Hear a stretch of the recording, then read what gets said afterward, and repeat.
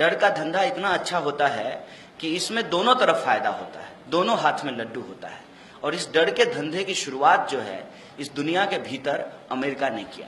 और ये बात मैं इसलिए कह रहा हूं, अफगानिस्तान के भीतर सबको पता है कि तालिबान को खड़ा करने में अमेरिका की भूमिका थी, और फिर तालिबान को खत्म करने के लिए उसने दुनिया को इकट्ठा किया। मतलब पहले आतंकवाद को खड़ा किया, फिर आतंकवाद से लड़ने के लिए लोगों को इकट्ठा किया। और आज जो आप माहौल देश में देखते हैं जिसमें कहते हैं कि आप यदि मोदी जी के साथ नहीं हैं तो आप पाकिस्तानी हैं, आप यदि मोदी जी के साथ नहीं हैं तो देशद्रोही हैं, आप यदि मोदी जी के साथ नहीं हैं तो विकास विरोधी हैं, आप यदि मोदी जी के साथ नहीं हैं तो आप सेना का और भारतीय संस्कृति का अपमान कर रहे हैं, ये क्यों कहा जा रहा है? इसकी शुरुआत दरअसल जॉर्ज बुश ने की थी।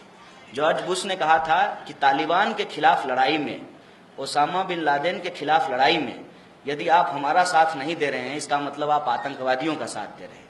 हकीकत क्या थी कि उस आतंकवादी संगठन को खड़ा खुद अमेरिका ने किया था। और इसके पीछे की पॉलिटिक्स क्या है? जब यूएसएसआर टूट गया तब अमेरिका के बहुत बहुत बड़े बड़े अर्थशास्त्रियों ने बैठा और कहा कि अब किस नाम पे धंधा करेंगे।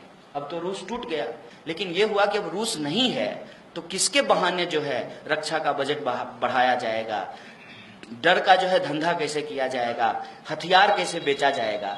तब दुनिया को एक दुश्मन की जरूरत थी। और उसी वक्त जो है हटिंगटन नाम का एक विद्वान हुआ। हटिंगटन ने कहा कि क्लैश ऑफ सिविलाइजेशन का होना बहुत जरूरी है। जब तक दो सिविलाइजेशन आपस में टकराएंगे नहीं तब तक जो है डर का धंधा नहीं हो सकता है, हथियार की खरीद बिक्री नहीं हो सकती है, और बाजार में जो मंदी आ रही है उसमें उछाल नहीं आ सकता है, मुनाफा नहीं कमाया जा सकता है। और उस थ्योरी को देने के बाद ही एक एक करके आप देखेंगे कि अलग अलग तरह के आतंकवादी संगठन अचानक से जो है अस्तित्व में आते हैं। अब आप देख लीजिए, ये इत्तेफाक नहीं है कि जब तक यूएसएसआर नहीं था तब तक कोई आतंकवादी संगठन नहीं था, जब यूएसएसआर था तो कोई आतंकवादी संगठन नहीं था, और जब यूएसएसआर खत्म हुआ तो अचानक से दुनिया में आतंकवादी संगठन पनपना शुरू कर दिए। और ये जो क्लैश ऑफ सिविलाइजेशन है उसमें सबसे फेवरेबल दुश्मन जो है वो इस्लाम हो सकता था। क्यों? इसकी दो वजह है। एक तो मुसलमान बहुत फेवरेबल दुश्मन हो सकता था क्योंकि वो संख्या वाइज लगभग बराबर था और पूरी दुनिया में मौजूद था। उसका डर जो है पूरी दुनिया को दिखाया जा सकता है। डराने के लिए भी तो कुछ ऐसा इतिहास होना चाहिए ना जिसको दिखा करके डराया जा सकता है। अब हिंदुइज्म का डर कैसे दिखाते? एक ही देश में है तो पूरी दुनिया में तो इस पे धंधा नहीं हो सकता था। दूसरा जो सबसे इंपॉर्टेंट चीज है वो ये समझ लीजिए, जहां इस्लाम है इत्तेफाक से वहां तेल भी है। इस दोनों वजह ने क्या किया कि पूरी दुनिया में एक इस्लामोफोबिक नोशन की शुरुआत की। और रिलीजन जो इंटरप्रेट होता है कुरान के माध्यम से, उससे बिल्कुल अलग एक अलग तरह के रिलीजन का इंटरप्रिटेशन लोगों के सामने रखा गया। और देखेंगे तब उसके बाद दुनिया भर में जो धारावाहिक बने उसमें जो आतंकवादी दिखाया गया वो जाली टोपी पहना हुआ, इतनी बड़ी बड़ी दाढ़ी, उसको आतंकवादी के रूप में प्रस्तुत किया गया। उसको देख करके लगता था कि ये जो ओसामा बिन लादेन का चेहरा है यही आतंकवादी का चेहरा है, यही आतंकवादी है। और देखेंगे सीरियल बने, फिल्में बनी, अखबार में भी जो फोटो आया वो उसी तरीके के बनाया गया। अचानक से जो है अलग अलग जगह पे बम ब्लास्ट होना शुरू हुआ और उस बम ब्लास्ट में जो है मुसलमान गिरफ्तार किए गए। भारत के भीतर भी बाबरी मस्जिद गिराई गई और बाबरी मस्जिद गिराने के बाद अलग अलग जगह पे दंगे हुए। दंगे होने के बाद जो है बम ब्लास्ट की घटनाएं हुई, फिर कुछ मुसलमानों को गिरफ्तार किया गया। और ये सारा जो खेल है, इस सारे खेल में हर तरफ के लोग शामिल थे। ये बात आप नहीं कह सकते हैं कि कुछ मुट्ठी भर मुसलमान इसमें शामिल नहीं थे, कुछ मुट्ठी भर मुसलमान भी इसमें शामिल थे। उसका उदाहरण आप आज भी देख सकते हैं। मुख्तार अब्बास नकवी और शहनवाज हुसैन तो भाजपा के साथ ही बैठे हुए हैं ना। हर तरफ ये ऐसे लोग थे जो उनको ईमान से कोई लेना देना नहीं था, जिनको धर्म से कोई लेना देना नहीं था, धर्म की जो बुनियादी चीज थी उससे कोई लेना देना नहीं था। ये दुनिया का ग्लोबल जो धंधा था उस धंधे में अपना अपना मुनाफा कमाने के लिए लोग इसमें कूद गए और एक पूरे के पूरे रिलीजन को क्रिमिनलाइज कर दिया गया। और इसके आधार पे जो ग्लोबल धंधा शुरू हुआ उसका रिफ्लेक्शन भारत में भी हुआ। भारत में भी यह बहस बहुत जोर पकड़ने लगी कि सारे आतंकवादी मुसलमान होते हैं। हर बम ब्लास्ट में कोई ना कोई मुसलमान गिरफ्तार किया गया। एक सवाल बस कोई जब आपको कहे तो आप पलट करके जरूर पूछिएगा कि बाबरी मस्जिद गिरने से पहले भी इस देश में ब्लास्ट हुए थे, क्या उसमें कोई मुसलमान था? आजाद देश में किसी हिंदू के द्वारा किसी हिंदू की हत्या की गई थी। नाथूराम गोडसे ने महात्मा गांधी को मारा था। जय श्री राम बोलने वाले ने हे राम बोलने वाले की हत्या की थी। वो तो कोई मुसलमान नहीं था। उसके बाद मुझे बताइए, जो आज कहते हैं आप मुसलमानों को कि आप पाकिस्तान चले जाइए, अगर उनको पाकिस्तान जाना होता तो 1947 में ही पाकिस्तान चले जाते।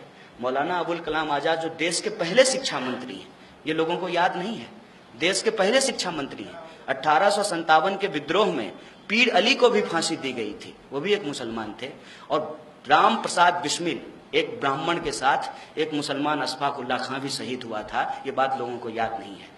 देश के पहले शिक्षा मंत्री मौलाना अबुल कलाम आजाद ने जामा मस्जिद की सीढ़ी से तकरीर किया और कहा कि ये मुल्क हम सबका है, किसी के कहने पे हम कहीं नहीं चले जाएंगे।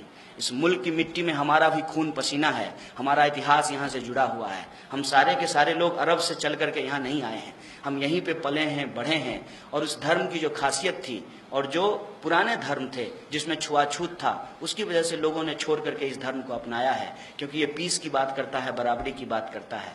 मस्जिद में जो है ऊंच नीच नहीं होता है। इस आधार पे हम इस धर्म को अपनाए हैं, इसको छोड़ करके हम नहीं जाएंगे। और तब इस देश के मुसलमानों ने इस देश में ही रहने का फैसला लिया था। फिर से हिंदुस्तान पाकिस्तान किया जा रहा है, फिर से हिंदू मुसलमान किया जा रहा है, ताकि इस देश को एक बार फिर से बांटा जा सके। मैं आपको सिर्फ और सिर्फ ये बात याद दिला करके कि आपको डिफेंसिव होने की जरूरत नहीं है। आप संविधान को पकड़िए, उसके मूल्यों को पकड़िए, उससे ज्यादा रक्षा करने वाला आपका कुछ नहीं हो सकता है। उसमें जो अधिकार की बात की गई है उसको आपको पकड़ना चाहिए। और कोई अगर ये कहे कि आपको कुरान को मानना है कि संविधान को मानना है, तो आप साफ साफ कहिए कि हम कुरान भी मानेंगे और संविधान भी मानेंगे, क्योंकि हमारा संविधान हमको कुरान को मानने की इजाजत देता है। यही हमारे संविधान की खासियत है। इस तरीके की बात जो बोली जा रही है उस पर आपको डिफेंसिव होने की जरूरत नहीं है। और आप बताइए कि इस देश में दो प्रधानमंत्री की हत्या हुई, किसी मुसलमान ने उनकी हत्या की?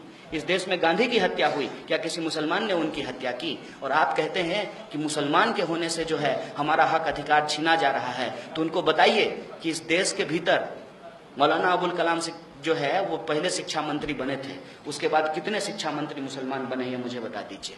कितने एसपी और डीएम मुसलमान बने हैं ये मुझे बता दीजिए। कितने जो है बड़े ऑफिसर जो है मुसलमान बने हैं ये मुझे बता दीजिए। मुसलमान तो वो काम कर रहा है जो काम आप नहीं करना चाहते हैं। मुसलमान पंचर लगा रहा है, अंडा बेच रहा है, काश्तकारी का काम कर रहा है, छोटे मोटे रोजगार कर रहा है, उद्योग धंधे कर रहा है, और अपना पेट पालने के लिए मुल्क को छोड़ करके दूसरे मुल्क में जाकर के नौकरी कर रहा है, गल्फ में जाकर के नौकरी कर रहा है। और आप कह रहे हैं कि मुसलमानों की वजह से हिंदुओं की हालत खराब हो गई है।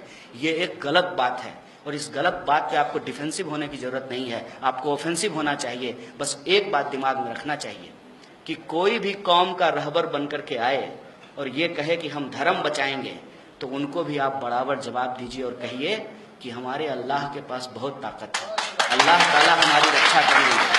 हमको धर्म बचाने वाला नहीं चाहिए, हमको वो चाहिए जो हमारे लिए तालीम की बात कर सके, हमारे लिए रोजगार की बात कर सके, हमारे लिए स्वास्थ्य सुविधाओं की बात कर सके, हमारे जो उद्योग धंधे हैं उसको बचाने की बात कर सके। हमको ऐसे नुमाइंदों की जरूरत है। अल्लाह हमारी रक्षा कर लेंगे, इसलिए हमको इस्लाम बचाने वाले की जरूरत है। ये बात दोनों तरह के लोगों को आपको साफ साफ जवाब देना पड़ेगा। तभी इस देश के भीतर जो अदराइजेशन का प्लान चल रहा है, जो मुसलमानों का घेटवाइजेशन का प्लान चल रहा है, उसको हम काउंटर कर सकते हैं और हम कह सकते हैं कि संविधान ने हमको बराबरी का हक दिया है। यह मुल्क हमारा भी उतना ही है जितना हिंदुओं का है, और इसके इतिहास में हमने भी कुर्बानियां दी हैं। और आज जब फिर इस देश के ऊपर हमला हुआ है तो कंधे से कंधे मिला करके हम खुद को भी बचाएंगे और अपने जो है कौम को बचाते हुए इस देश को भी बचाएंगे। ये हमारी बुनियादी जिम्मेवारी है।